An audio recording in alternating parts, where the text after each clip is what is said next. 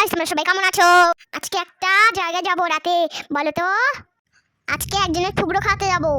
তার জন্য আমরা সবাই রেডি হয়ে গাড়িতে উঠে পড়েছি। আমার মাম কত সুন্দর করে সাজু করেছে দেখো। তারপরে আমরা চলে আসলাম বিয়ে বাড়িতে। আজকে হচ্ছে কুণ্ডলের বিয়ে। বিয়ে না, থুবড়ো থুবড়ো। কুণ্ডল হচ্ছে আমাদের গ্রামের বাড়ি। গিয়ে দেখেছি ভালোই সাজিয়েছে। সামনে পিছনে এক লাইট ছিল, পিছনে কুকুর ছিল, তার জন্য আমরা যাইনি। আজকে ঠান্ডাও ছিল না, গরমও ছিল না। খুব আমার মজা হচ্ছে। কি কি থুবড়ো সাজিয়েছে সেটা তোমাদেরকে দেখিয়ে দিই। খুব সুন্দর সাজিয়েছে থুবড়োটা। মেয়ে বাড়ি থেকে অনেক গিফট এসেছে, তাই দেখছি। এটা ছিল একটা ছেলের বিয়ে। ফার্নিচারগুলো কেমন লাগছে জানাও। আমার তো সোফাটাই পছন্দ হয়েছে। তারপরে দেখেছি বর রেডি হচ্ছে। এরপরে থুবড়ো খেতে বসবে। থুবড়ো ব্লগটা শেষ পর্যন্ত তোমরা দেখো। কেমন আসছে, অনেক দেরি করে দিয়েছে।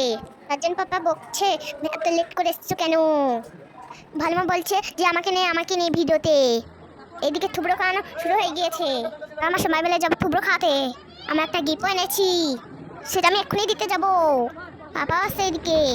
থুবড়ো খেয়ে চলে আসলাম, আমি বাড়ি যাবো।